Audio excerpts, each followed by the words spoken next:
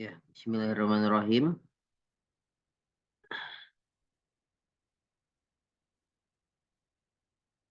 Bismillahirrahmanirrahim. Assalamualaikum warahmatullahi wabarakatuh.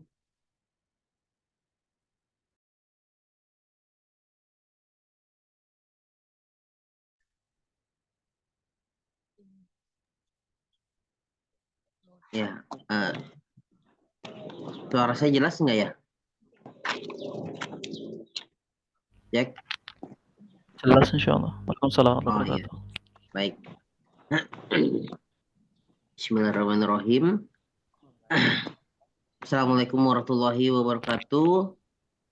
Alhamdulillahirrahmanirrahim. warahmatullahi wabarakatuh. Alhamdulillahillazi arsala rasulahu bil huda wa dinil haq liyuzhirahu ala dini kulli wa kafa billahi syahida. Asyhadu an la ilaha illallah wa asyhadu anna Muhammadar Rasulullah. Allahumma sholli ala sayyidina Muhammad wa ala sayyidina Muhammad.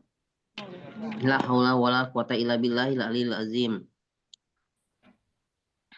Ya, puji syukur kita panjatkan kehadirat Allah Subhanahu wa taala karena kita masih dapat berkumpul ya meskipun di dalam online. Mudah-mudahan agenda ini dapat terselenggara dengan lancar dan juga kita semua yang hadir di sini mendapatkan keberkahan dari apa yang nanti akan disampaikan insyaallah. Salawat dan salam semoga senantiasa tercurah kepada junjungan kita Nabi Allah Muhammad SAW beserta para keluarga, para sahabat dan juga para pengikut beliau hingga akhir zaman. Ya, yang saya hormati Ustadz Ahmad Amri Nafis selaku Ketua IKADI ya. Kemudian juga yang saya hormati Ustadz Bendri. Mudah-mudahan kita yang ada di sini diberikan kesehatan oleh Allah Subhanahu wa taala. Dan juga saya ucapkan terima kasih kepada seluruh bapak-bapak dan ibu-ibu sekalian yang telah menyempatkan hadir pada kajian kita pagi hari ini. Sebelum kita memulai agenda, marilah bersama-sama kita awali dengan membaca Ummul Quran surat Al-Fatihah. A'udzubillahi minasyaitonirrajim. Bismillahirrahmanirrahim. Alhamdulillahirabbil alamin. Arrahmanirrahim. Maliki yaumiddin. Iyyaka na'budu wa iyyaka nasta'in. Siratal ladzina an'amta 'alaihim ghairil maghdubi 'alaihim waladdallin. Amin. Ya. Selanjutnya akan disampaikan sambutan yang insyaallah dari Ketua IKADI Ustadz Ahmad Amrin Nafis. Pada beliau disilakan.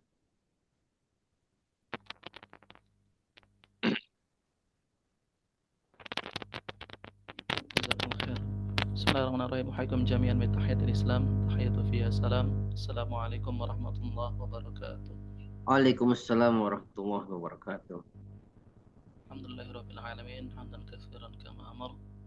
Allahumma shalli ala nabiyyina Muhammadin qudwatil awwalin wal akhirin wa jami'il mursalin wa ala kulli ashabi qarabati ila yaumiddin.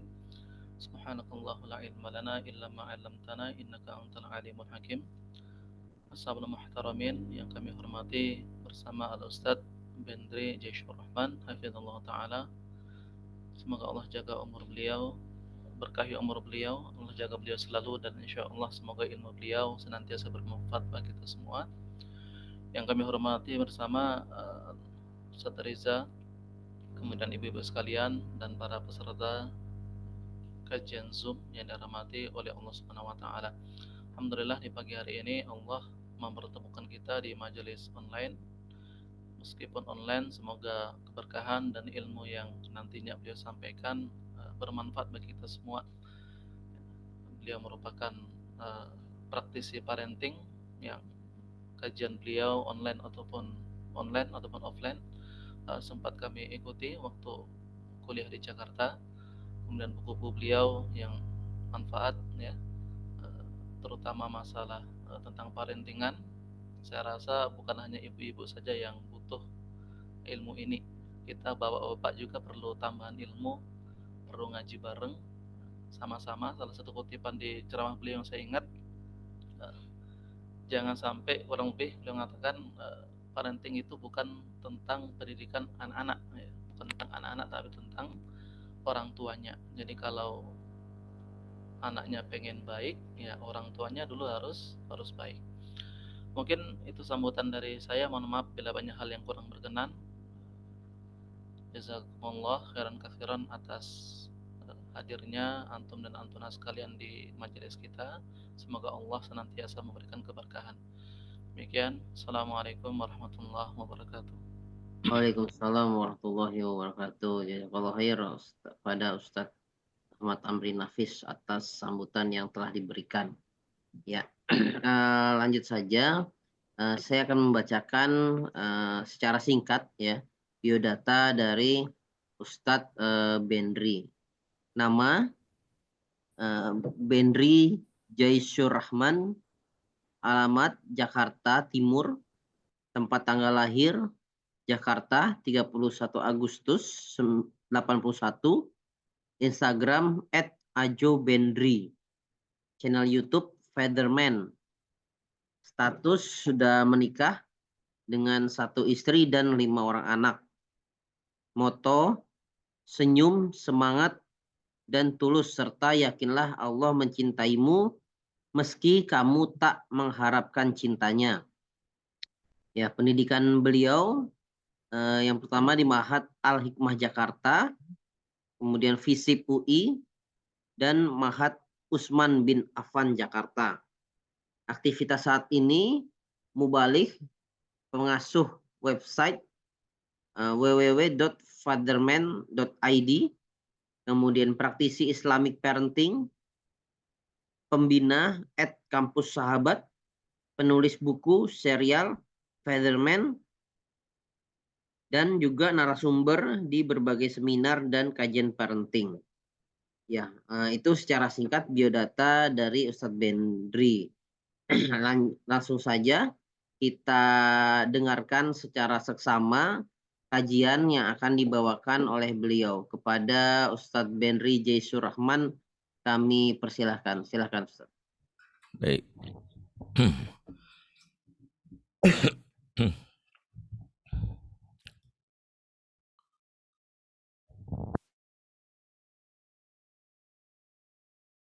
Bismillahirrahmanirrahim. Assalamualaikum warahmatullahi wabarakatuh.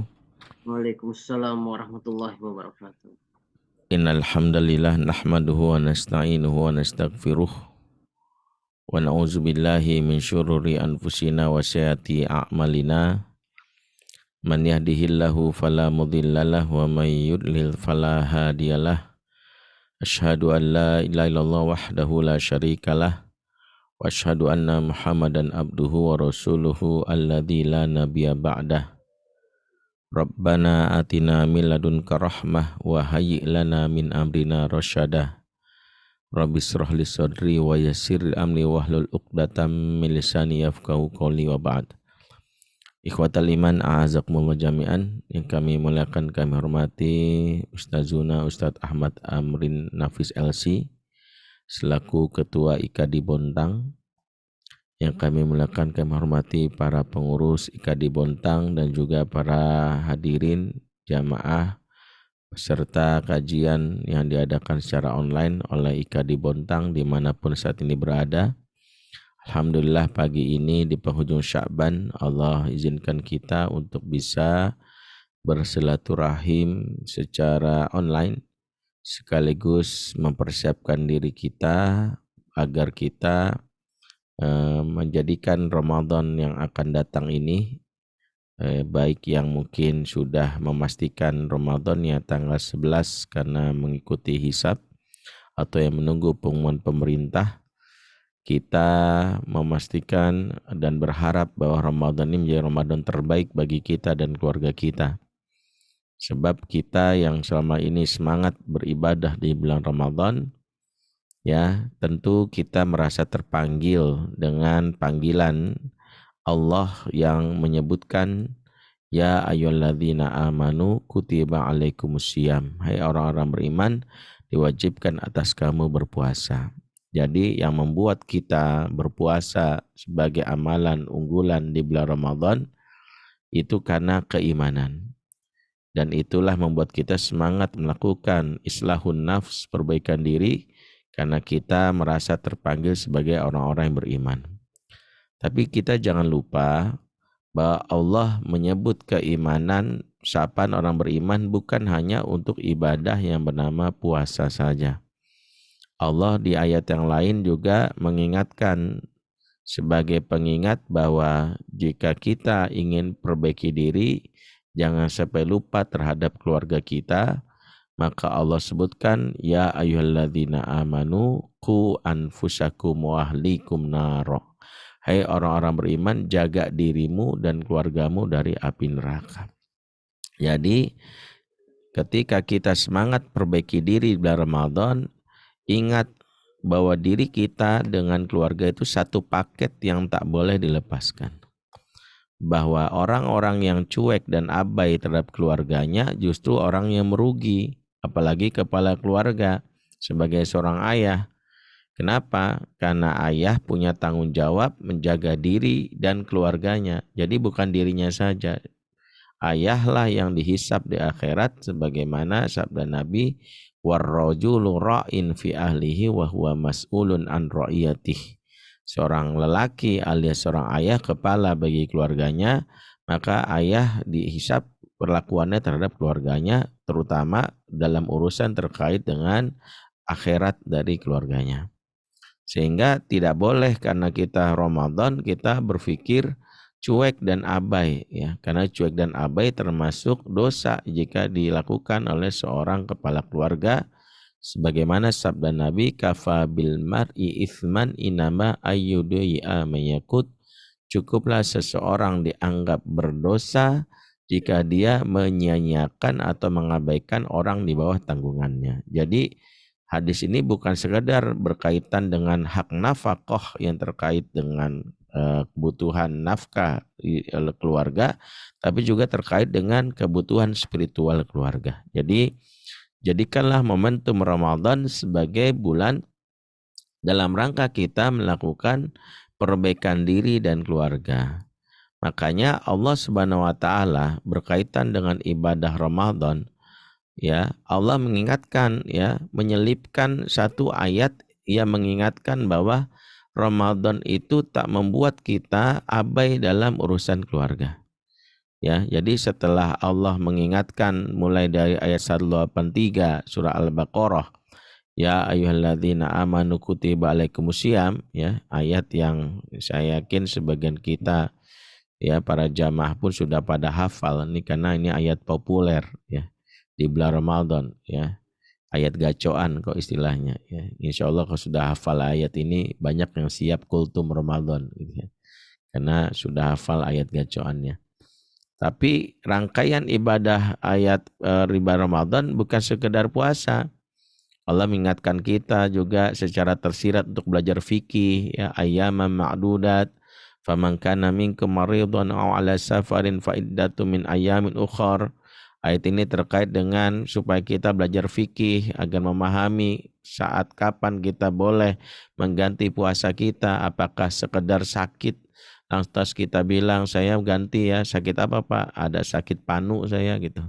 Kebetulan sakit koreng, kan nggak bisa, harus belajar dulu fikihnya. Makanya fikih itu membantu kita, ya, untuk bisa memahami kapan kita boleh untuk mengganti puasa kita alias tidak berpuasa di bulan Ramadan. Jadi kajian mengkaji fikih di bulan Ramadan termasuk bagian dari amalan unggulan.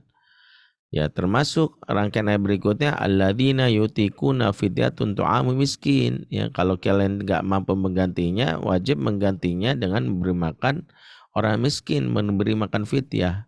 Ramadan mengajarkan tentang kepedulian terhadap orang miskin. Makanya ini juga menjadi ibadah unggulan yang wajib kita lakukan.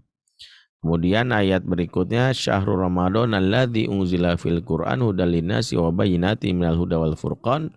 Kemudian ayat 185-nya mengingatkan tentang bulan Al-Qur'an. Berarti Ramadan tidak bisa lepas dari Al-Qur'an. Jadi jangan sampai yang mengaku ibadah Ramadan puasa saja Qur'annya tidak dibaca. Kemudian di ayat 186-nya wa idza sa'alaka ibadi anni fa inni qarib ujibu da'watad da'i idza da'an. Ini ayat yang mengingatkan kita bahwa yang paling ringan yang bisa kita lakukan, ya istilah anak muda zaman now, daripada gabut bulan Ramadan, mendingan kita banyakin doa aja ya. Gak harus ngangkat tangan, doa itu kan permintaan. Lagi tiduran pun kita bisa meminta ya Allah gitu. Dan itu sangatlah disukai oleh Allah, apalagi di bulan Ramadan. Nah, barulah ayat 187-nya uhilla lakum latasyami rafathu ila nisaikum hunna libasul lakum wa antum libasul lahun. Dihalalkan bagi kalian di malam hari Ramadan untuk melakukan rafath, ya, alias persetubuhan antara suami dan istri. Inilah ayat yang sejatinya mengingatkan rangkaian ibadah Ramadan tidak memuat seseorang mengabaikan hak keluarga yang diwakili oleh istrinya. Ya, jadi nggak boleh ada prasangka, termasuk prasangka sebagian orang yang setelah Ramadan pada saat Ramadan dia ingin fokus, kemudian dia bilang istrinya, sayang, please sebulan ini jangan ganggu aku ya, kita blokade dulu ya, jangan ketemuan. Salah. Justru Ramadan mengingatkan tentang hak keluarga, diantaranya kebutuhan dasar ya pasangan untuk bersetubuh bukan sekadar memuaskan syahwat, tapi bentuk dari kemesraan.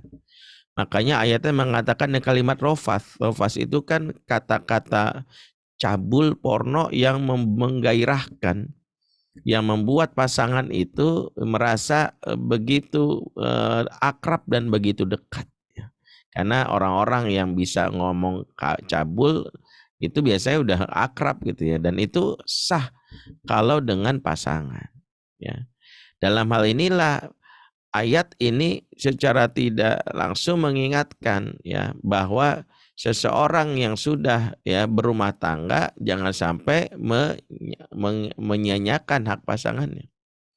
Ya, dalam hal inilah Imam Tabrani dalam kitab Mujam Kabir mengutip perkataan Muhammad bin Sirin tentang di antara ya perilaku sahabat bernama Abdullah bin Umar terhadap keluarganya di bulan Ramadan. Dan ini bisa kita contohkan sebenarnya. Apa kata Muhammad bin Sirin? Rubbama Ibnu Umar aftara 'alal jima', ya. Ibnu Umar senantiasa berbuka puasa dengan berjima. Bayangkan, ini iftar alternatif nih ya. Kita mungkin nggak kepikiran ya, Ibnu Umar tuh punya bentuk iftar yang berbeda ya. Iftar kan dibatalkan dengan 3 hal ya. Ya, makan, minum, dan berjima. Nah, ternyata kita selama ini iftarnya cuma makan dan minum ya. Ibnu Umar beda, beliau berjima nih. Nggak kepikiran sama kita kan. Sampai murid-muridnya pernah bertanya sama Abdullah bin Umar. Ya, kata muridnya, Syami itu kada wa kada. Saya dengar Anda begini-begini. Lima taf'al ya Ibnu Umar. Mengapa kau lakukan itu? Nah, Ibnu Umar menjawab, zakartu fi hadhil ayah. Jadi saya teringat sama ayat ini gitu. Ayat yang dimaksud adalah surat Al-Baqarah tadi. Apa kata Ibnu Umar? Aku ingin memberikan hak istriku di awal malam, hak keluargaku di awal malam, agar aku puas memberikan hak Tuhanku sampai akhir malam. Tuh, bayangkan ya. Jadi betapa manajemennya Ibnu Umar tuh sampai dia tahu bahwa ada hak keluarga yang tak boleh diabaikan. Dan itu diwakili dari mana? Dari istri gitu. Sehingga kalau kita lihat Ramadan itu malah membuat kita ya menyanyiakan ya pasangan, mengabaikan perasaan ya emosinya, justru kehilangan kita momentum yang justru dianjurkan oleh Al-Quran. Makanya inilah bulan yang harusnya kita jadikan sebagai pengingat bahwa Ramadan itu sangat identik dengan ya keluarga, sampai ayat yang berkaitan dengan dengan keluarga diselipkan di dalam surat Al-Baqarah ya, berkaitan dengan Ramadan. Jadi Ramadan itu berkaitan juga dengan bagaimana seseorang juga mengabaikan hak pasangan. Mengapa dimulainya di sini dengan hak pasangan? Sebab kalau pasangan dalam hal ini harmonis, hubungannya harmonis, maka dampak yang dirasakan justru kepada anak dan keturunannya. Ya. Makanya ayat ini mengingatkan hubungan pada pasangan dulu, ya. Ya, karena banyak orang itu ya dia seringkali fokus menjadi ayah yang baik, menjadi ibu yang baik, tapi lupa menjadi pasangan yang baik. Ya, padahal tahapan yang diajarkan oleh Quran itu jangan dulu jadi ayah dan bunda yang baik sebelum jadi pasangan yang baik. Seperti yang kita sering doakan di dalam surat Al-Furqan ayat 74, walladzina yaquluna rabbana hab lana min azwajina wa dzurriyyatina qurrata a'yun waj'alna lil muttaqina imama. Yaitu orang-orang yang berkata, ya, jadi ayat ini merupakan rangkaian dari sifat ibadur rahman yang di dalam surat Al-Furqan ya ayat 63 kalau tidak salah, itu mengingatkan tentang hamba Allah yang disebut ibadur rahman. Ini hamba Allah yang terpilih namanya ibadur rahman, dan ibadur rahman ini punya banyak sifat ya, mulai dari biasaan sujudnya, mengucapkan kata-kata selamat kepada orang, dan di antara sifat ibadur rahman yang buat Allah menyayangi adalah peduli terhadap keluarga. Jadi kita harus memahami betapa orang-orang yang terpilih yang disebut ibadur rahman itu bukan hanya dia dalam sisi ibadah spiritualnya bagus kepada Allah, tapi Allah mengingatkan juga perhatiannya terhadap keluarganya juga bagus. Makanya diselipkan ibadur rahman itu dengan doa yang diajarkan oleh Allah langsung dalam surat Al-Furqan 74. Jadi jangan sampai ada pandangan sebagian kita, para dai, para aktivis, demi dakwah akhirnya cuek sama keluarga. Bukan itu. Jangan dibenturkan antara dakwah dan keluarga, karena dia adalah objek dakwah kita yang paling dekat. Karena Nabi pun ya tidak menjadikan ya karena dakwahnya keluarga diabaikan. Bahkan dakwah itu harus dimulai di keluarganya ya, dan itu yang diajarkan kita tahu dari para nabi. Ya, sebagaimana Al-Quran mengingatkan wa atidzal qurba haqqahu, berikanlah hak khususnya kepada orang terdekatmu. Surat Al-Isra ayat 26. Ya, berikanlah hak khususnya pada orang terdekat, menunjukkan bahwa jangan sampai orang terdekat tidak kita berikan haknya. Ya, dalam hal ini bukan hanya berkaitan dengan hak masalah pemberian harta ya atau sedekah, tapi ini hak-hak yang lainnya, kebaikan-kebaikan kita semula kepada orang terdekat. Ya, makanya keluarga adalah orang terdekat yang harus diberikan. Nah, inilah rangkaian betapa Islam mengajarkan orang soleh, orang beriman tuh jangan sampai punya paradigma ya, karena ada sebagian golongan yang mengatakan karena dia ingin dakwah sampai istrinya nggak dinafkahi. Ketika istrinya nutut, bang makan bang, kamu mintalah sama Allah, zikirlah sama Allah ya. Kalau selalu begitu, untuk apa dia nikah sama si fulan ini ya? Karena ada pandangan yang justru tidak sesuai dengan sunnah. Dia ingin fokus ibadah, dia ingin itikaf, dia ingin berdakwah, khuruj ya. Tapi dia cuek terhadap keluarganya, dan itulah bukan yang disunahkan oleh Nabi. Dakwah adalah tidak menzolimi keluarga terdekat. Dakwah tidak membuat ya keluarga diabaikan, tidak seperti itu. Makanya kalau kita lihat ya isi-isi ayat Al-Quran sampai-sampai ya diceritakan seorang nabi dan rasul yang dikesankan seolah-olah tidak punya umat, tidak punya kaum yang didakwahi, dikesankan ya. Dikesankan itu berarti cara Allah menceritakan memiliki sebuah ibrah. Ya, padahal kita tahu fa ba'atsna likulli ummatir rasula, dan kami mengutus setiap umat itu seorang rasul. Artinya rasul itu memiliki tugas membawa risalah kepada umat. Tapi ini ada rasul yang dikesankan seolah-olah tidak punya umat. Ya, siapa rasul yang dimaksud? Yaitu adalah Nabiullah Yakub alaihissalam. Nabi Yakub itu kalau kita baca kisahnya ini agak unik. Dia nabi yang dikesankan nih umatnya kok nggak ada ya. Dia kok ngomong sama anaknya aja gitu. Anaknya aja, perasaan saya nggak tahu umatnya siapa gitu ya. Mungkin sedikit yang tahu. Ya dikesankan. Kalau kita baca Nabi Yunus ada kaum Ninawa, Nabi Musa, Bani Israel, ada Nabi ya dengan kaum Ad, kaum Samud. Jadi ini Nabi Nuh juga kaumnya, tapi kok ini kaumnya nggak ada gitu, seolah-olah nggak ada. Dan inilah salah satu pesan Quran yang indah, betapa ketika Allah menceritakan dengan angle seorang nabi yang diceritakan hanya dialog dengan anaknya aja, dialog dengan Yusuf, dialog dengan saudara-saudara Yusuf, Ya, ada soal Baqarah, bahkan menjelang ajalnya dia panggil anaknya dialog. Apa yang ingin Allah sampaikan kepada kita? Allah ingin memberitahu kita bahwa jangan meremehkan aktivitas ya membina keluarga, karena itu di antara aktivitas yang dicontohkan langsung oleh seorang nabi yang mulia, itu Nabi Yakub. Seolah-olah Allah mengatakan bahwa ketika engkau peduli sama keluargamu, engkau akan mulia layaknya nabi yang dalam Quran. Demikian juga Luqman, seorang manusia biasa saja, dijadikan manusia mulia, diabadikan namanya. Apakah dia seorang nabi? Bukan. Dia seorang ahli ilmu? Bukan juga. Apakah dia seorang ilmuwan, orang kaya, dia seorang tokoh? Enggak juga. Dia bahkan sebagai riwayat dia hanya seorang tukang kayu saja. Ya, kok bisa seorang Luqman dimuliakan? Ternyata ditinggikan derajatnya karena aware-nya, pedulinya terhadap keluarga. Jadi seseorang yang ingin diangkat, dimuliakan oleh Allah, dan diantara jangan cuek sama keluarganya. Dan inilah yang selaras dengan hadis Nabi, khairukum li ahlihi wa ana khairukum li ahli. Sebaik-baik kamu yang paling baik sama keluargamu, dan saya, kata Nabi, paling baik sama keluarga saya. Maka keluarga itu adalah sebuah indikator kebaikan seseorang.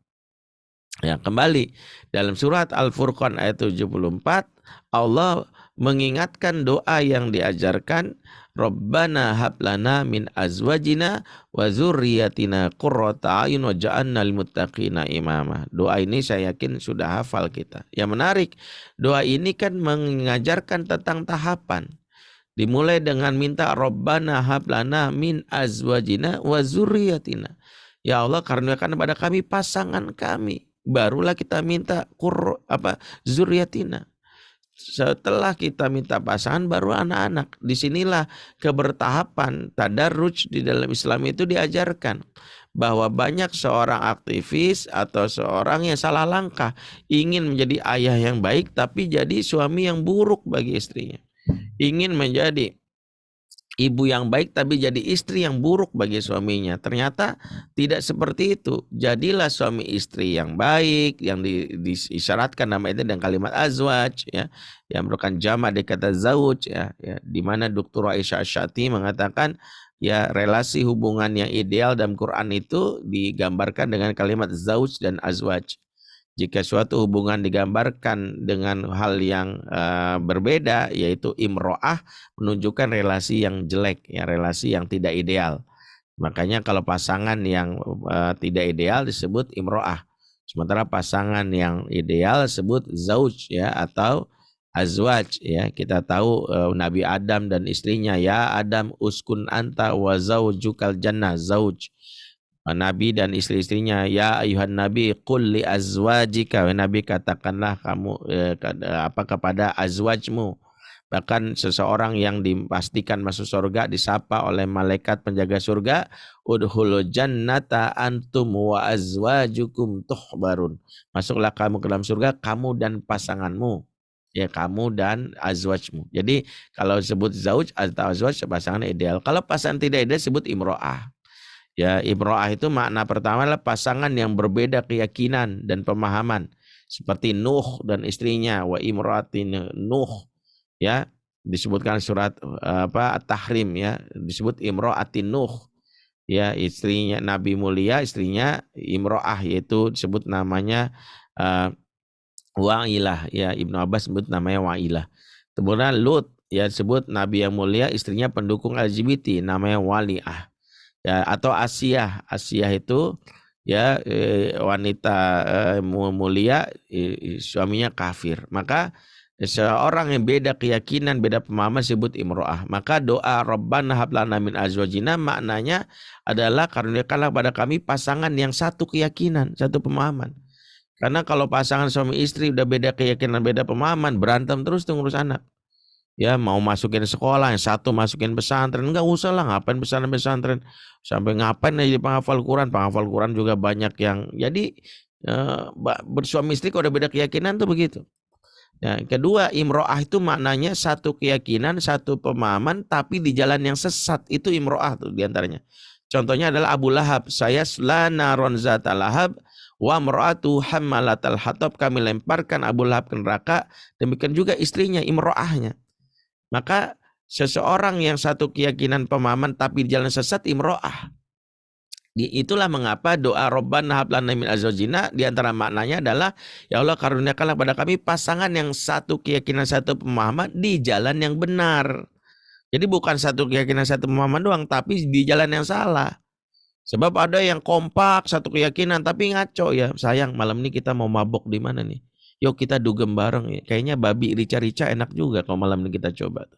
Jadi dia kesannya adalah satu keyakinan kompak, tapi di jalan yang sesat, bukan begitu.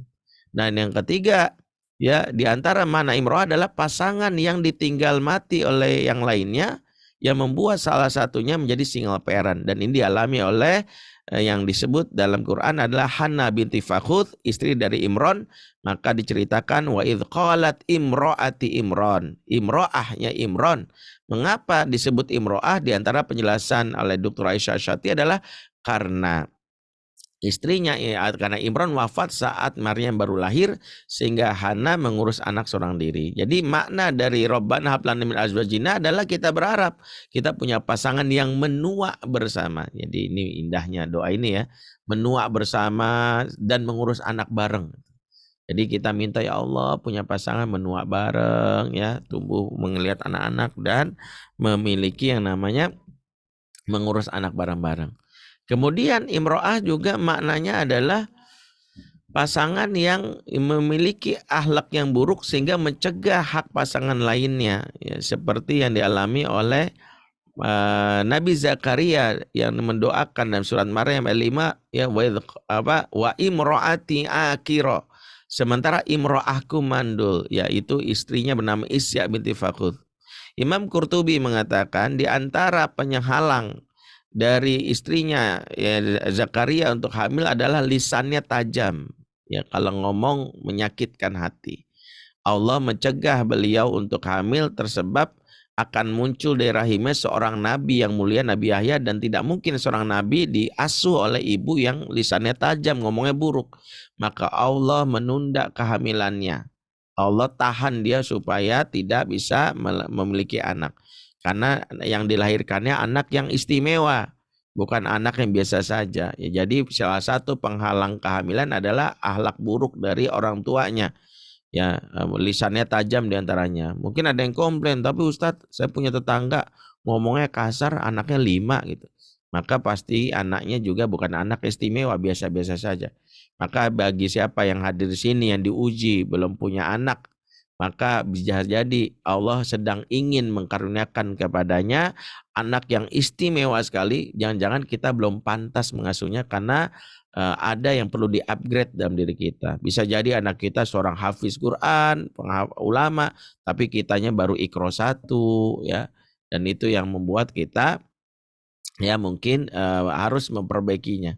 Ya makanya begitu istrinya diperbaiki ya, dibantu untuk memiliki akhlak yang baik, redaksi Quran langsung berubah sesuai dengan firman Allah surat Al-Anbiya 90, waslahna lahu zaujahu, maka kami perbaiki zaujnya. Lihat dari imro'ah berubah jadi zauj, maka itu isyarat bahwa istrinya sudah memiliki akhlak mulia sehingga Allah karuniakan kehamilan. Inilah mengapa diantara yang kita pahami ketika kita berdoa Rabbana hab lana min azwajina, sejatinya kita berdoa ya Allah karuniakanlah kepada kami pasangan yang membantu kami memperbaiki diri. Jadi kita nih berdoa dapat 4 hal dari Rabbana hab lana min azwajina. Nah perhatikan, ketika seseorang memperbaiki dirinya ya dalam hal ini dengan keluarganya, dengan istrinya, maka dampaknya apa? Wa zurriyatina qurrata ayun. Jadi kalau suami istri itu harmonis, kompak, di jalannya benar, saling nasihat-nasihati dalam kebaikan dan kebenaran dan kesabaran, kemudian juga ya dalam hal ini saling memahami, saling perbaiki diri, insya Allah nanti anak-anaknya juga berdampak. Maka mengapa surat Al-Baqarah 187 tadi mengisyaratkan tentang perbaikan dengan pasangan dulu? Ini rahasianya. Jadi perbaikan dengan pasangan itu rahasianya nanti ke anak-anak. Apalagi kalau istri merasakan kebahagiaan akibat dari yaitu apa perlakuan suaminya, dan kebahagiaan istri dampaknya ke emosi tumbuh kembang anak.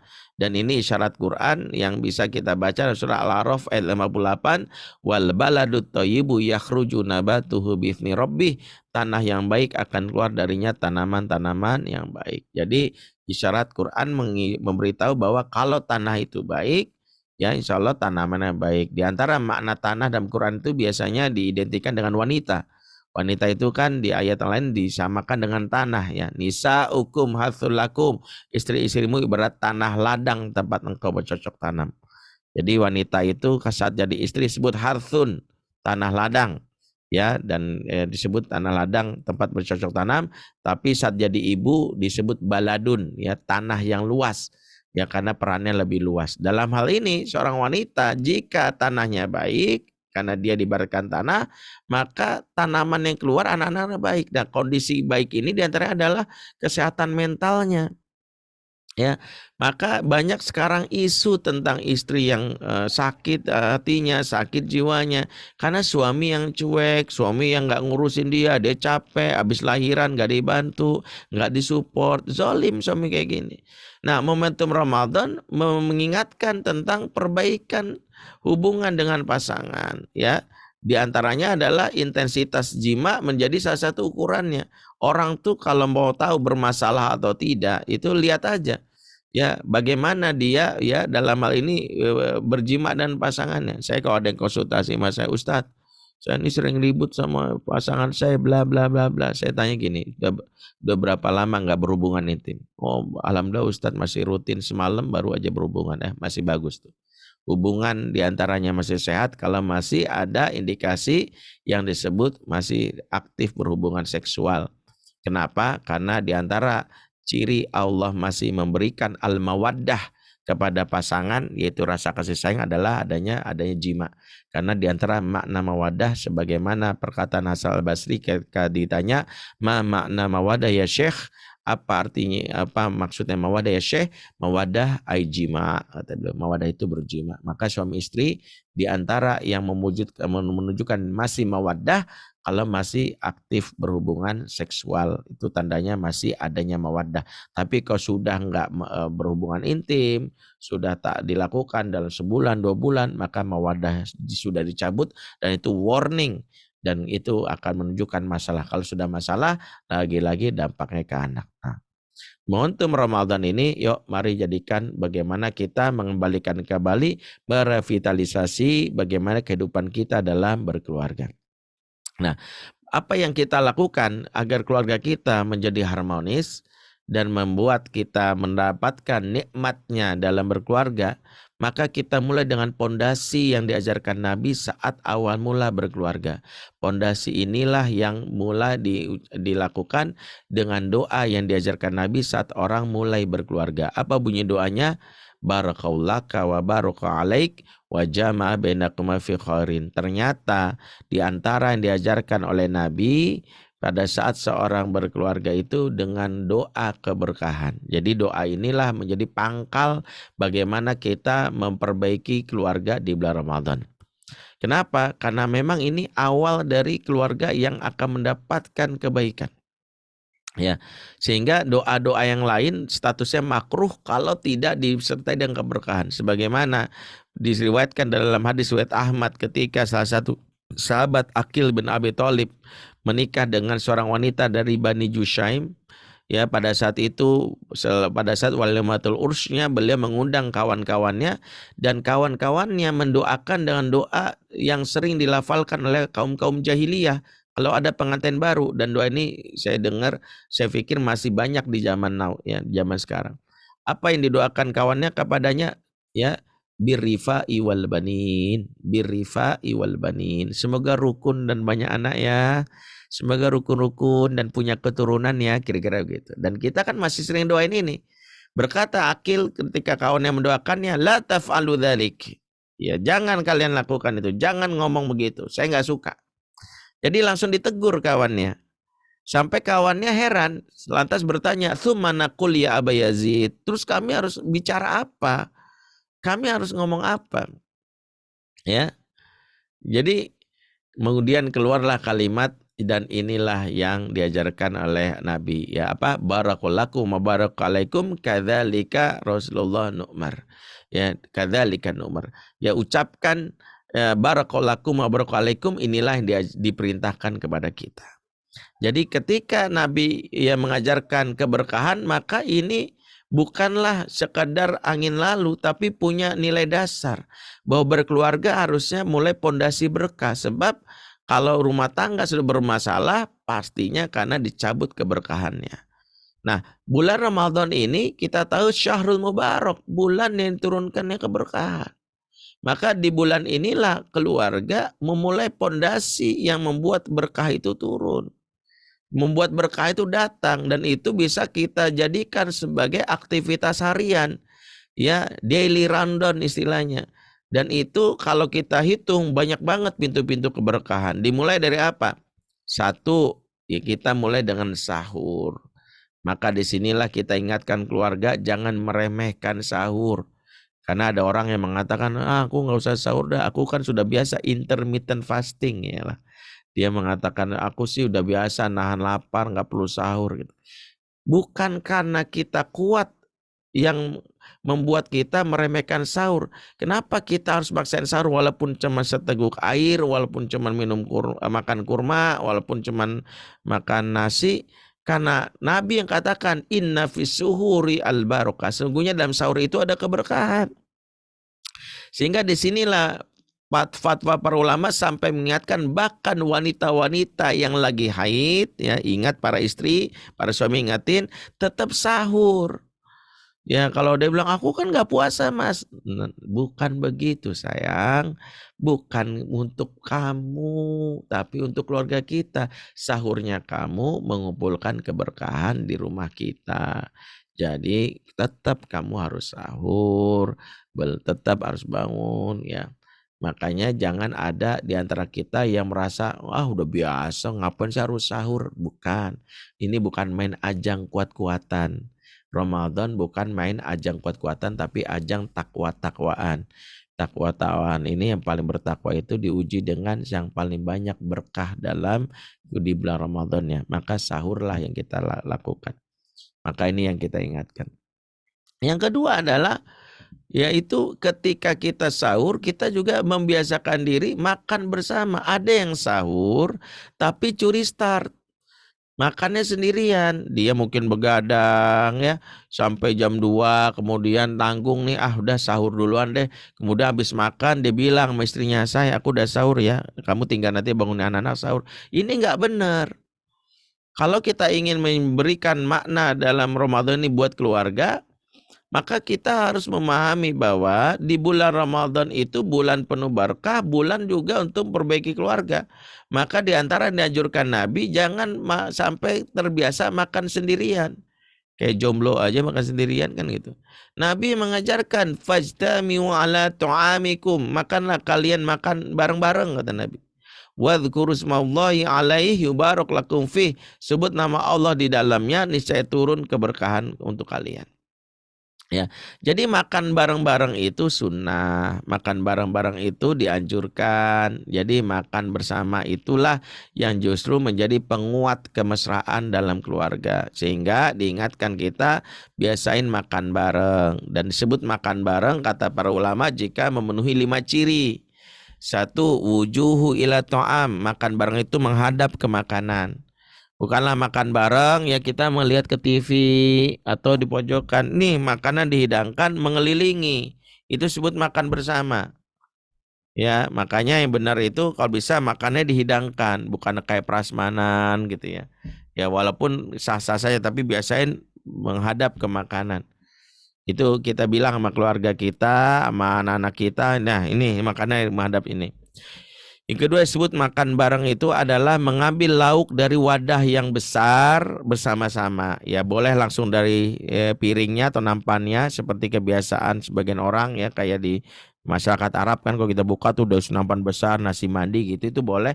Atau kalau sebagian kita agak jijian boleh kita mengambilnya dulu ke piring-piring kecil.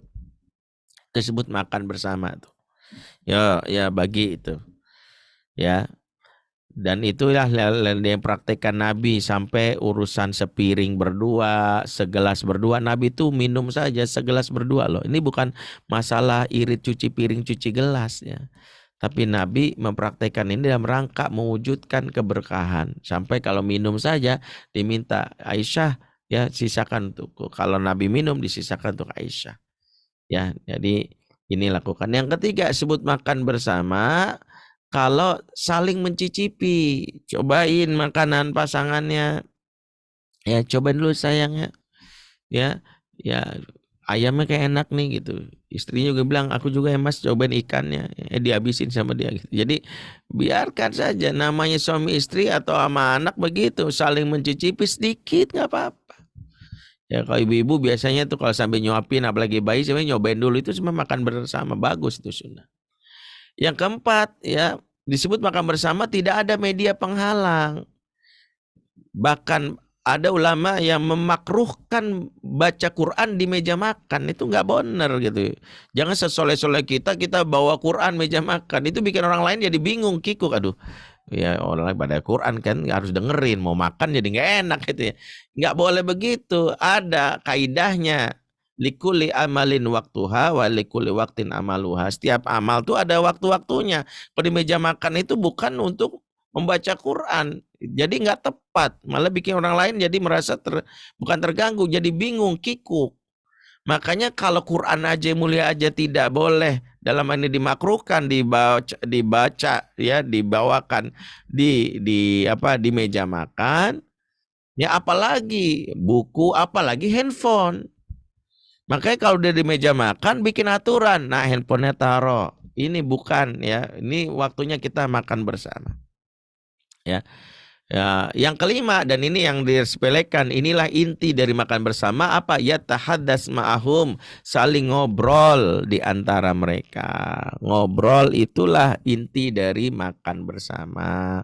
Makanya ketika keluarga sudah sering ngobrol di meja makan, terjalinlah keakraban, kedekatan, bahkan sunnah ini itulah yang saat ini dibikin gerakan di barat. Sekarang di barat ketika tahu keluarga-keluarga itu sudah mulai pada berguguran, banyak yang cerai, para ahli keluarga di barat membuat gerakan namanya back to dining table, ya kembali ke meja makan.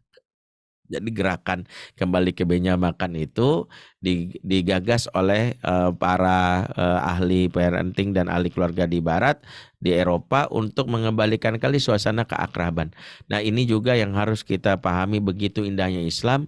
Islam memfasilitasi kita untuk mengakrabkan diri, diantaranya jangan meremehkan untuk makan bersama. Bayangkan ya, 30 hari Ramadan, jika kita full 30 Ramadan, sahurnya 30, bukanya 30, itu totalnya 60. Katakanlah untuk buka puasa mungkin kita nggak bisa ya, untuk dalam hal ini buka puasa bersama-sama keluarga karena biasanya banyak jadwal nih.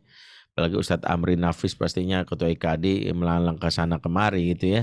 Beliau juga ustadz yang lainnya pastinya kalau buka puasa tawaran bukanya itu banyak itu. Belum lagi reunian ini, reunian itu ya, jamaah ini, jamaah itu ya. Makanya yang kita maksimalin sahur. Makanya sahur ini 30 hari mengakrabkan ya, akrab. Makanya kalau kita ingin kembalikan keluarga kita, mulai dari makan bersama. Makanya keluarga harmonis tuh simbolnya makan di meja makan. Itulah kenapa biskuit Kongguan logonya itu di meja makan. Itu menandakan keluarga harmonis. Tapi sayangnya biskuit Kongguan gak ada bapaknya ya, cuman ibu sama anaknya doang. Ternyata bapaknya ada di biskuit Nissin ya, berarti bapaknya lagi beda produk ya. Jadi memang ini keluarga yang aneh. Yang pertama bapaknya biskuit Nissin, mak sama anaknya di Kongguan. Kalau kita sayang sama keluarga ini, beli produknya dua-duanya, taruh di meja makan biar ketemuan tuh mereka. Nah yang penting kita pahami, makan bersama itu sunnah. Nah setelah makan bersama, maka kita jangan meremehkan, yaitu menjaga keberkahan dengan apa? menunggu waktunya azan dengan ngapain? Beristighfar. Kesalahan mendasar keluarganya adalah justru waktu sahur itu disunahkan wabil asharium yastaghfirun. Justru waktu sahur itu orang banyak istighfar. Keluarga Indonesia waktu sahur joget-joget. Waktu sahur malah ketawa, ngelawak. Ini tontonan yang merusak. Bertentangan. Orang waktu sahur disunahkan banyak istighfar. Ini malah ampun-ampunan ya, kita malah ketawa, ngakak. Nggak sesuai. Sehingga dicabutnya keberkahan karena tidak memanfaatkan waktu di mana Allah ampuni sebuah keluarga, di antaranya momen-momen menjelang sahur. Jadi jangan sampai ada keluarga yang justru di waktu sahurnya, ya di waktu sahurnya malah joget-joget, ketawa, ngakak, ya, ngeprank, bahkan ngeri sekali nih ya. Tapi manfaatkan yang ketiga untuk mendatangkan keberkahan dengan perbanyak istighfar. Nah, setelah itu barulah mulai ya laki-laki sang ayah membawa ya anak laki-lakinya ke masjid, ibu dan anak perempuannya di rumah. Kalau ibu dan anak perempuannya mau ikut ke masjid ya boleh-boleh saja ya, tidak dilarang wanita berangkat ke masjid. Tapi kalau mau afdal di rumah juga lebih baik. Tapi laki-laki diwajibkan ke masjid ya, lelaki soleh sholatnya di masjid, lelaki soleha sholatnya di rumah ya. Jangan jadi lelaki soleha, jadi lelaki soleh. Berangkat di mana? Ke masjid ya. Dengan ke masjid insya Allah dapat apa? Keberkahan, karena masjid itu sumber dari keberkahan.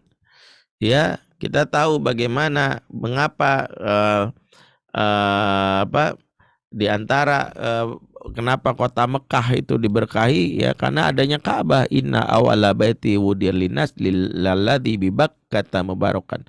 Jadi Mekah itu diberkahi, karena adanya Ka'bah. Jadi sebuah rumah diberkahi jika selalu terkoneksi ke masjid ya. Kemudian setelah dari masjid ya, maka pulanglah ke rumah, jangan tidur lagi. Ini kebiasaan remeh yang disepelekan keluarga Indonesia. Ya, apa? Tidur ba'da subuh. Padahal Nabi sudah mendoakan, dan doa Nabi insya Allah mustajab. Nabi doakan apa? Allahumma barik li ummati fi bukuriha. Ya Allah, berkahilah umatku di pagi harinya. Artinya apa? Kalau waktu pagi justru adalah banyaklah kita terjaga. Jangan tidur lagi. Apapun alasannya kecuali sakit berat, rekomendasi dokter. Karena kebiasaan tidur waktu subuh mencabut keberkahan dalam keluarga. Terutama nih ibu-ibu yang sering kali berdalih, tapi Ustaz saya kan capek Ustaz, habis ngelainin suami, bikin sahur ini, makanya saya habis subuh tidur lagi. Jangan Bu, ibu jadi perusak keberkahan. Sebab apa? Ingat, wanita yang rajin bangun pagi ibarat bidadari. Tapi kalau tidur lagi, bidadari gagal audisi. Jangan sampai mama nih gagal audisi jadi bidadari surga. Maka terjagalah waktu subuh. Kalaupun ngantuk banget, setelah syuruk aja. Jangan sampai dari subuh ke syuruk ya dalam keadaan tidur ya, jangan sampai. Nah, daripada kita tidur mendingan datangkan keberkahan dengan apa? Ya tilawah Quran atau murojaah. Quran itu diantara penyebab datangnya keberkahan dalam keluarga. Ya, dalam surah Ad-Dukhan Allah berfirman, Inna anzalnahu fi lailatin mubarakatin. Sesungguhnya kami turunkan Al-Quran di malam yang diberkahi. Berkata Said Qutb ya dalam kitab Fizilai Quran, sesungguhnya setiap malam biasa saja, tidak ada yang istimewa. Tetapi ada sebuah malam yang membuatnya jadi istimewa karena diturunkan Al-Quran, itu malam Lailatul Qadar. Artinya Quran membuat sebuah malam menjadi istimewa karena kehadirannya ya. Maka dari kalimat beliau ini kita bisa simpulkan sejatinya semua keluarga biasa aja. Semua keluarga biasa aja, nggak ada yang istimewa. Kecuali keluarga yang di dalamnya dibacakan Al-Quran, dihafalkan Al-Quran, dan berinteraksi sama Al-Quran. Jadi kalau pengen keluarga kita istimewa, bukan diukur dari piala penghargaan dari Pak Presiden dipajang sebagai keluarga terbaik, atau pernah lomba sekeluarga berpakaian ya serimbit paling mempesona, bukan. Atau kita pernah mendapatkan foto genik sebagai the best family ya. Enggak. Yang membuat keluarga kita istimewa itu adalah ketika dibacakan dalamnya Al-Quran. Quran enggak ada, biasa aja. Bahkan bisa jadi kalau tidak ada Quran, yang muncul adalah musik-musik, hina keluarga tersebut. Maka kalau ingin menjadikan Ramadan ini momentum untuk memperbaiki keluarga, syarat pertama guyur keluarga kita dengan keberkahan yang sedemikian berlimpah. Perbanyak keberkahan dalam keluarga kita. Keberkahan itulah yang akan membantu dalam hal ini apa? Hadirnya, yaitu namanya apa? Hadirnya ya kebaikan-kebaikan. Sehingga kalau ditanya apa yang bisa kita lakukan Ustadz bersama keluarga, statement yang kita lakukan sebagai keluarga kepada keluarga kita adalah yuk ini bulan barokah, yuk berburu keberkahan. Ya, keberkahan itu modal awal keluarga kita dijaga oleh Allah ya. Maka pintu-pintu keberkahan itu yang kita ingatkan ya. Di antaranya tadi mulai dari bangun sahur sampai kita suruk itu sudah mulai dengan pintu-pintu keberkahannya. Belum lagi pintu-pintu yang lainnya ya, mulai dari pintu sedekah ya. Karena sedekah atau zakat itu diantara yang membuka juga pintu-pintu keberkahan. Sebagaimana yang diucapkan dalam surat Maryam ayat 30-31, kalimat Nabiullah Isa alaihissalam ketika beliau berkata wa ja'alani mubarakan ainama kuntu, dan Allah menjadikan hidupku berkah dimanapun aku berada. Jadi Nabi itu ya semua Nabi diantaranya juga Nabi Isa ya hidupnya berkah dimanapun ya, karena Nabi itu sudah pasti berkah. Apa yang membuat Nabi Isa itu hidupnya berkah? Maka saya katakan wa ausani bis sholati waz zakati madumtu hayya. Dan Allah wasiatkan aku untuk sholat dan zakat sepanjang hidupku. Bayangkan, inilah dua amal yang akan mendatangkan keberkahan. Sholat yang mukimah, sholat yang tegak, ya tadi sudah kita bahas. Jangan meremehkan untuk membiasakan sholat tepat waktu. Ya, dimanapun kita berada, ya berjamaah, tumakninah. Yang berikutnya adalah zakat. Ya, zakat ini berkaitan dengan hak harta. Jadi kalau ingin hidup berkah itu adalah jangan sampai membuat harta itu ditimbun, nggak dibagikan, nggak ada yang namanya upaya kita ya sharing ya berbagi kepada warga itu. Orang-orang yang pelit ya, yang menahan harta, maka dia mencabut keberkahan dalam keluarga. Maka kalau ingin keluarga itu berkah ya diantaranya adalah keluarga yang berkah itu yang dia harta yang didapatkan selalu dibagikan sebagiannya untuk orang yang ada ya sekitarnya, terutama kalau sudah sampai nisab. Itu kalau berkaitan zakat. Tapi kalau berkaitan dengan sedekah maka dia harus ya menjadikan ini sebagai salah satu yang diwujudkan kepada kita. Nah, itulah salah satu kenapa pentingnya kita menjaga keberkahan dalam keluarga. Baik, itulah yang bisa kami sampaikan karena waktu yang membatasi. Mudah-mudahan bermanfaat ya. Apa yang bisa sampaikan, mohon izin koreksinya kepada Ustadz kami Ustadz Amrin Nafis jika ada yang kurang ya atau yang perlu dikoreksi atau para asatidz lainnya yang ada di sini.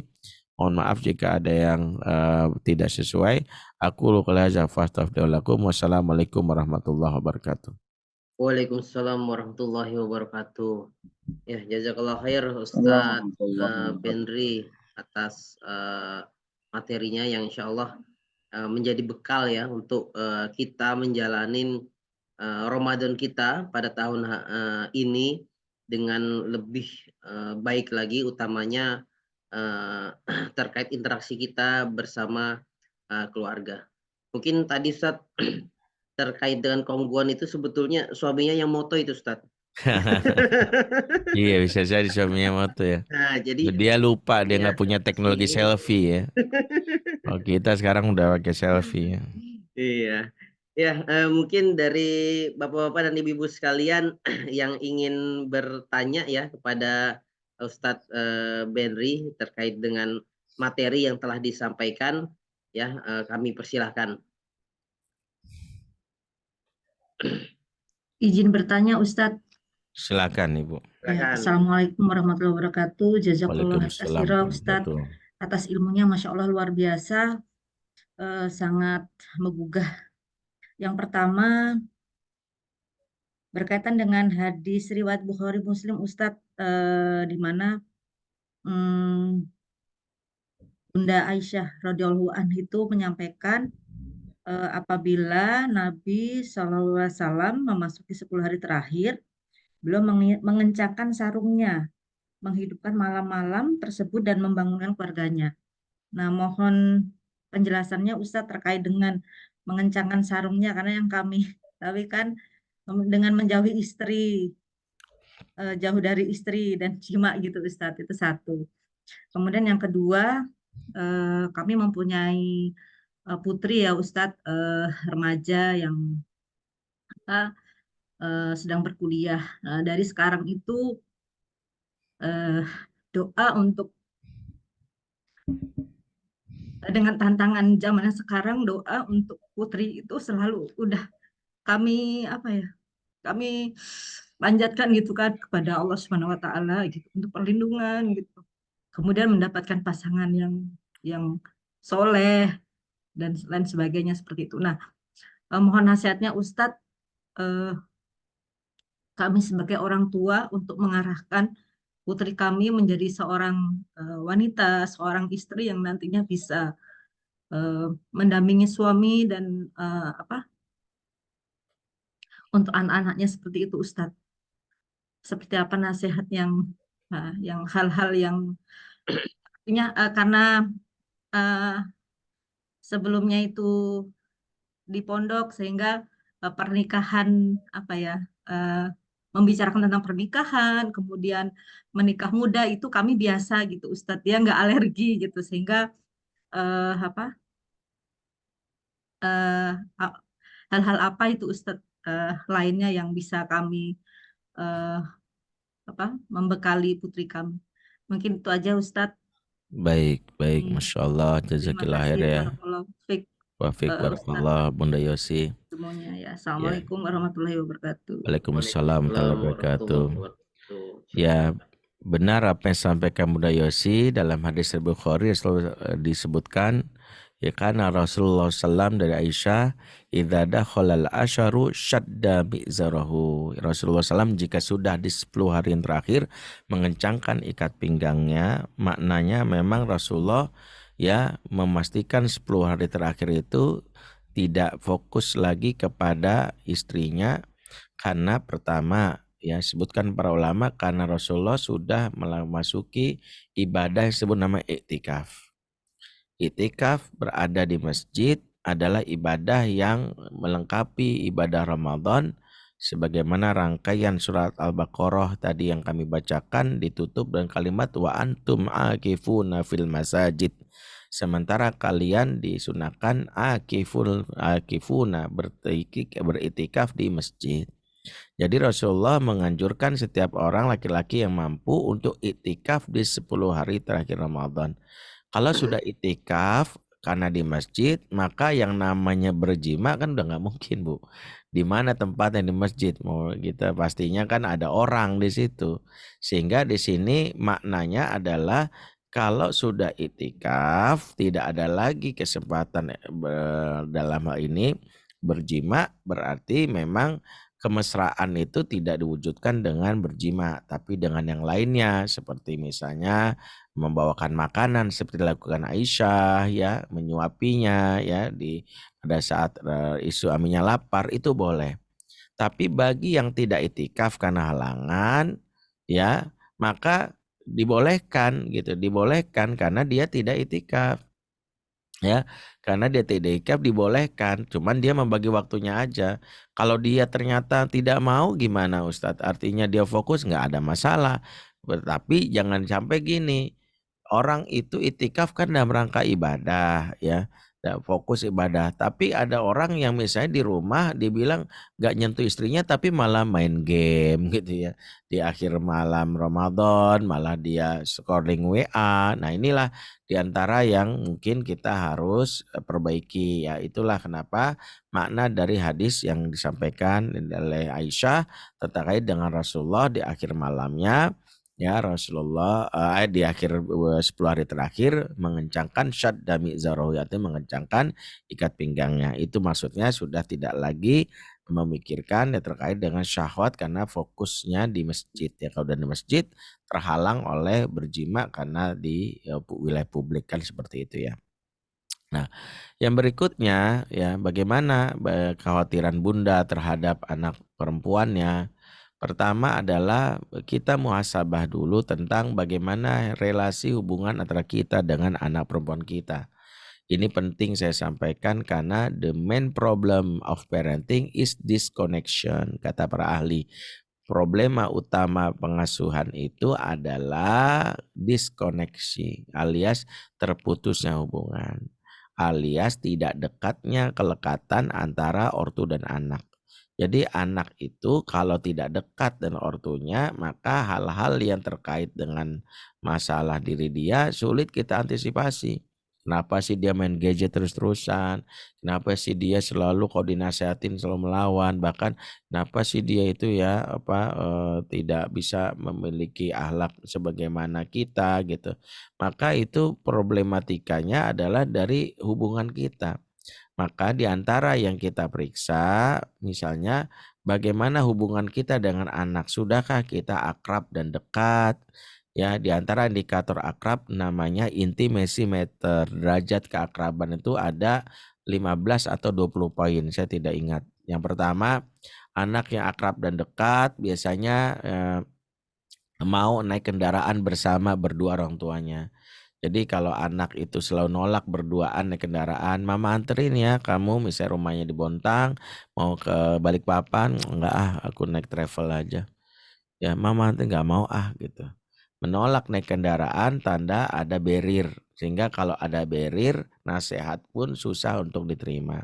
Yang kedua, anak yang tidak spontan. Spontan itu anak yang reaksinya ya spontan itu misalnya maaf ya Bu, di balik anak yang kadang ngupil, duduk yang kadang-kadang ngangkang, sebenarnya ada rasa nyaman gitu.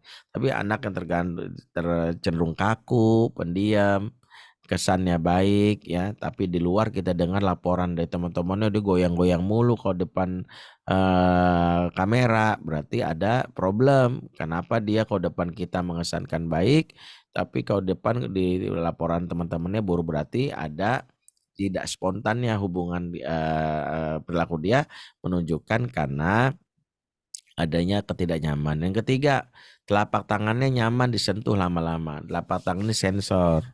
Jadi kalau dia nggak mau disentuh lama-lama itu diantaranya karena tidak nyaman ya, bukan hanya anak ya, ibu aja kalau tiba-tiba suami megang telapak tangan, ibu lagi kesel, ibu tarik, apaan sih pegang-pegang kan gitu ya.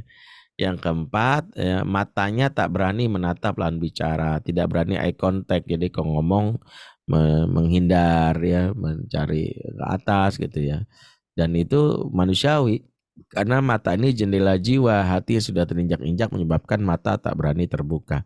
Bahkan Nabi SAW saja seorang nabi tapi manusia normal ya, ketika disapa oleh Wahsy ya, Wahsy ini adalah seorang sahabat yang dahulunya di masa jahiliyahnya pernah membunuh paman Nabi bernama Hamzah ya bersama Hindun.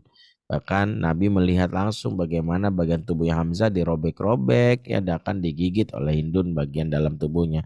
Dan itu sangat berbekas di dalam jiwa Nabi. Ketika Wahsy masuk Islam, Wahsy mengucapkan salam, Assalamualaikum Rasulullah. Rasulullah menjawab, Waalaikumsalam, tapi enggak melihat wajahnya. Karena itu diantara bukti bahwa masih ada ganjalan di hati ya. Yang kelima ya, anak yang pendiam ya, jarang bicara, tidak punya inisiatif bicara.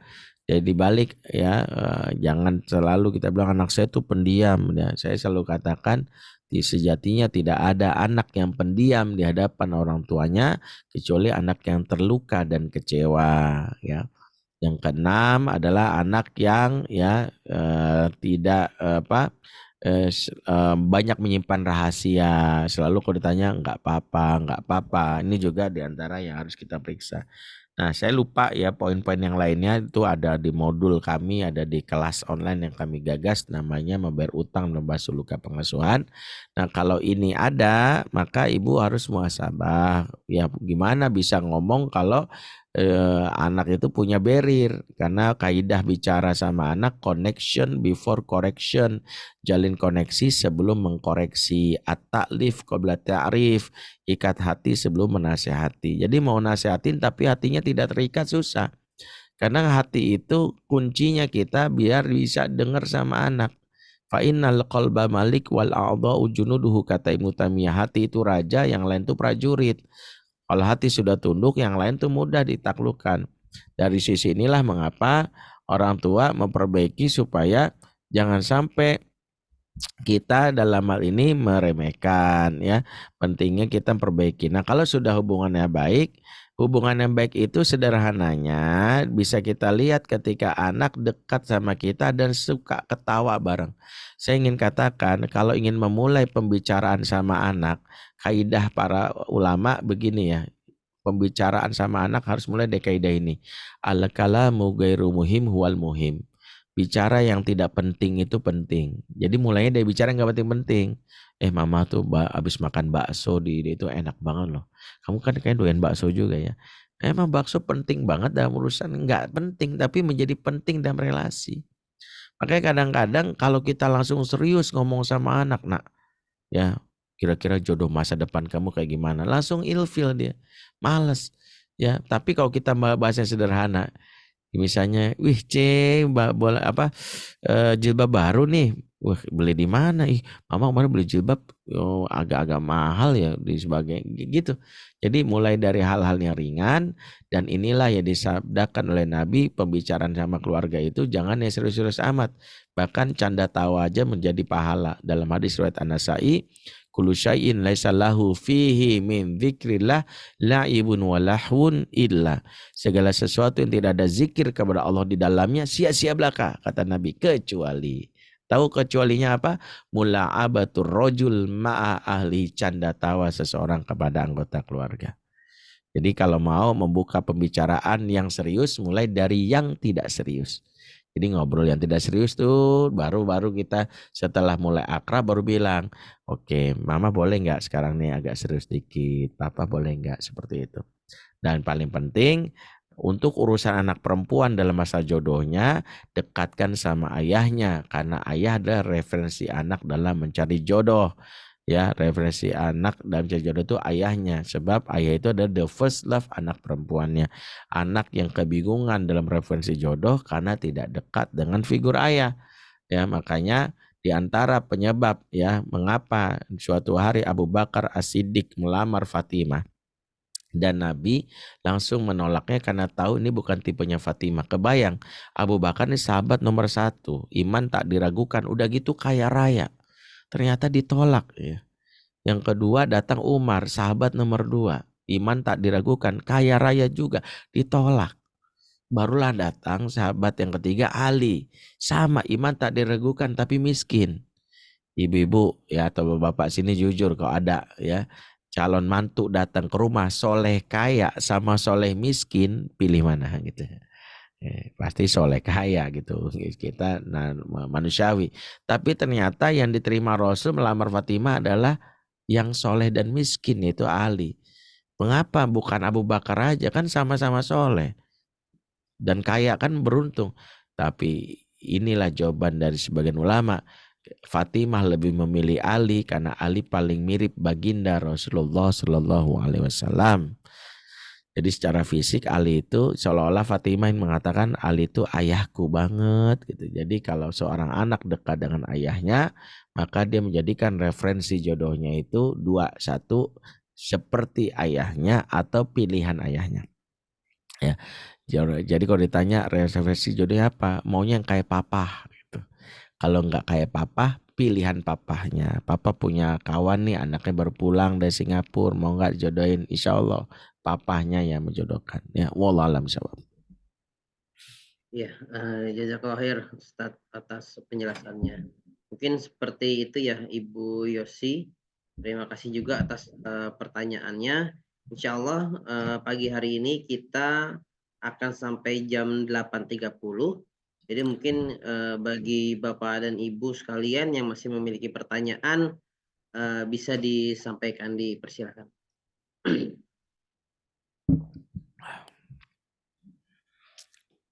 Bagaimana Bapak dan Ibu? Anda yang masih ingin bertanya? Sampai 8.25 aja. Saya kebetulan diminta TV One nih live langsung di acara program pagi. Karena ada kasus pembulian dan minta saya hadir. Iya, jadi, ini 8.30 Wita, Afan. Iya, nggak apa-apa. 8.25 maksudnya 7.25. Saya 7.25. Ya, Saya 7.30-nya harus sudah online. Jadi saya nggak Oh, hadir iya. di studio TV One, Baik. tapi saya dari studio saya untuk memberikan sumbangsi pemikiran saja. Baik, Ustaz. Ya, mungkin kalau sudah tidak ada yang bertanya, eh, bisa kita cukupkan mungkin Ustaz ya. Baik.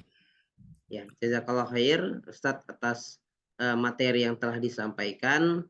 Insya Allah sangat bermanfaat bagi kami semua dan juga menjadi bekal ya bagi kami untuk ya utamanya mungkin saya juga karena berumah tangganya juga baru 6 tahun Ustaz.